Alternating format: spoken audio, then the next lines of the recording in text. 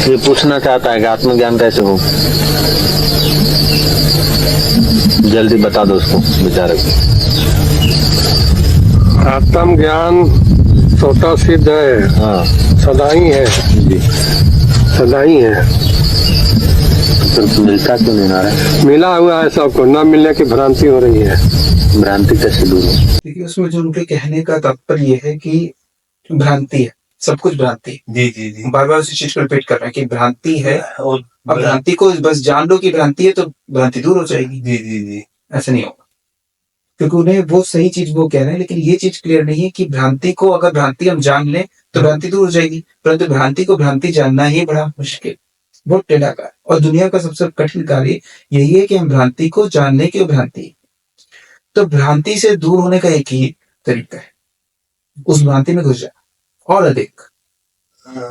तो ये बिल्कुल, जैसे आप बार बार कहते हैं बिल्कुल सच बोला जाए, बहुत डेंजरस है। यही बोल देना कि एक भ्रांति हमें है कि हमें आत्मज्ञान नहीं है, यही कह रहे हैं ना कि हमें एक भ्रांति है कि हमें आत्मज्ञान नहीं है। नहीं है, बस ये भ्रांति मिट जाए, आत्मज्ञान तो सभी को है। सही बात है, बात बिल्कुल सही। जिसने देखा है वो बिल्कुल कहेगा हाँ सही कह रहे, लेकिन जिसने नहीं देखा उसके लिए बड़ा मुश्किल है कि आप कैसे कहोगे कि आत्मज्ञान हमको है, लेकिन हमें एक भ्रांति कि हमको नहीं पता कि हमें आत्मज्ञान है। तो फिर करना क्या होगा? आपको उस भ्रांति में जीना पड़ेगा, उस भ्रांति में और डिटेल में जाना पड़ेगा, तो भ्रांति में दौड़ना पड़ेगा। तो टेक्निक्स यूज की जाती है कि भ्रांति को बढ़ाया जाए। ऐसे भ्रांति को जाना कैसे जाए, वो असंभव है। इतना ज्ञान जो ज्ञान योग में होता है संभव नहीं होता, इसीलिए हम यूज करते हैं कि भ्रांति को और कैसे बढ़ाएं। तो भ्रांति को हम बढ़ाने का कंफ्यूजन क्रिएट करते हैं, और ज्यादा इतना कंफ्यूजन क्रिएट करते हैं कि व्यक्ति इतना कंफ्यूज हो जाए, इतना कंफ्यूज हो जाए कि उसके पास कोई ऑप्शन नहीं बचे, तो वो कोलैप्स करेगा। तो एक लाइन अब उसमें मैं भगवत गीता की बताता हूँ आपको, जिसमें भगवान श्री कृष्ण कहते हैं कि जब आप सब कुछ छोड़ करके मामेकम शरणम व्रज, सब कुछ छोड़ करके मेरी शरण में आ जाओगे तो ज्ञान को उपलब्ध हो जाओगे, सत्य को उपलब्ध हो जाओगे। तो भ्रांति को आप कैसे और कंफ्यूज करो, इतना ज्यादा कंफ्यूज करना, जो टेक्निक्स यूज की गई, ओपनली ऐसी चीजें कहनी नहीं चाहिए, बट आप फोर्स करना, तो मैं कह रहा हूँ कि इतनी चीजें क्रिएट करो, इतनी चीजें क्रिएट करो, इतना कंफ्यूज कर दो कि कोलैप्स कर जाए, व्यक्ति कोलैप्स कर जाए। व्यक्ति कौन? शरीर को कोलैप्स कर दीजिए, वही चार चीजें हैं जिनको कोलैप्स करना है। शरीर को कोलैप्स कर दीजिए, इंद्रियों को कोलैप्स कर दीजिए, और लास्ट में माइंड को कोलैप्स कर दीजिए। इतना कंफ्यूजन क्रिएट कर दीजिए। तो हजारों पद्धतियां बनाई दी गई, सिर्फ पद्धतियां, चाहे उसे हम भक्ति मार्ग कहें, चाहे उसे हम ज्ञान मार्ग कहें, सारे मार्ग ऐसे दौड़ है कि दौड़ा दिया गया है कि दौड़ते चले जाओ जब तक थक ना जाओ, और जैसे ही थके गिरे, इसीलिए पूरा लगाना है, जोर पूरा लगाना, अपना 100% लगाना है। जैसे 100% लगा, आप गिरे, मतलब हाईएस्ट लेवल ऑफ कंफ्यूजन में पहुंचे, वैसे ही कोलैप्स है। तो बुक्स पढ़ने से भी होता है, पढ़ते गए हजारों बुक्स पढ़ते गए, इतना कंफ्यूजन क्रिएट हुआ कि कोलैप्स करे। ओशो का जैसे मैं बताऊं, ओशो के साथ कैसे घटित हो रहा है, पढ़ते गए, इतनी बुक्स पढ़ी, देखा होगा आपने कि वो रात भर सुना होगा, लगातार पढ़ ही रहे, मेडिटेशन पढ़ रहे, तो इतना ज्यादा कंफ्यूजन क्रिएट हुआ कि एक रात तो बाहर की तरफ भागे। जब गए और पेड़ पे बैठे जाके विश्राम की अवस्था में, हाईएस्ट लेवल ऑफ कंफ्यूजन, और उसका एकदम से कोलैप्स करे, वो भी चांद को देखते देखते उपलब्ध हो, और उसी पेड़ से गिर गए जहां उन्होंने बताया कि मैं शरीर से बाहर आ चुका हूँ, और पड़ा रहा इसी अवस्था।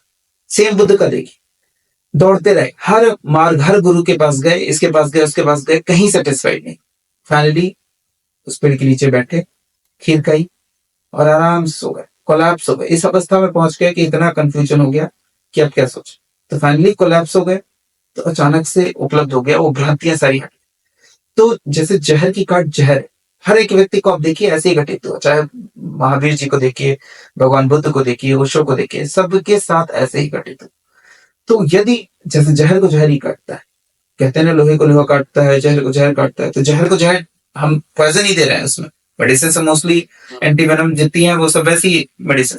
तो भ्रांति को काटना है तो हमें और ज्यादा भ्रांति क्रिएट करना, और कोई तरीका नहीं।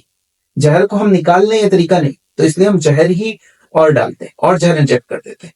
तो भ्रांति के केस में हम क्या होता है कि और भ्रांति क्रिएट कर रहे हैं। तो जितने जो बहुत ज्ञानी गुरु हैं, जिन्होंने सचमुच सत्य को जाना है, वो ऊपर से जानते हैं कि हाँ मैं जो नीचे दे रहा हूँ, इसीलिए पब्लिक डोमेन में डिस्कशन का इशू नहीं है। आप पर्टिकुलरली पूछ रहे हैं इसलिए मैं बता रहा हूँ।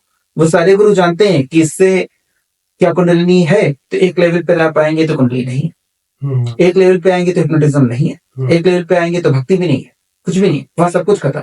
तो वहां बैठे लोग जो उस सत्य को जान चुके वो जानते हैं, फिर भी दौड़ाते हैं कि दौड़ो, जाओ दौड़ के आओ, इतना दौड़ाओ, ये दौड़ाओ। उनको पता है दौड़ने से कुछ नहीं मिल रहा, लेकिन एक मार्ग दे देंगे, अब इधर दौड़ो, अब इधर दौड़ो। जैन गुरु जैसे ऐसे हमेशा करते हैं, किसी को कुछ दे दिया, काम दे दिया कि तुम जाके ये करो, जाके अनर्गल सा काम जिसका स्पिरिचुअलिटी से कोई लेना देना नहीं, ईश्वर से लेना देना नहीं, भक्ति इस कुंडलिनी सबका तो लेना देना, कुछ ऐसा काम में लगा देंगे जो आपको जिससे कुछ लेना देना नहीं हो। तो कुछ गुरुओं ने ऐसे भी प्रैक्टिसेस की, तो जो पहुंचे हुए लोग हैं वो दौड़ाते हैं। तो जितनी भी चीज चाहे वो बुक्स पढ़नी हो, सब कुछ एक ऐसी दौड़ है कि आपने खुद से उसको दौड़ाना है।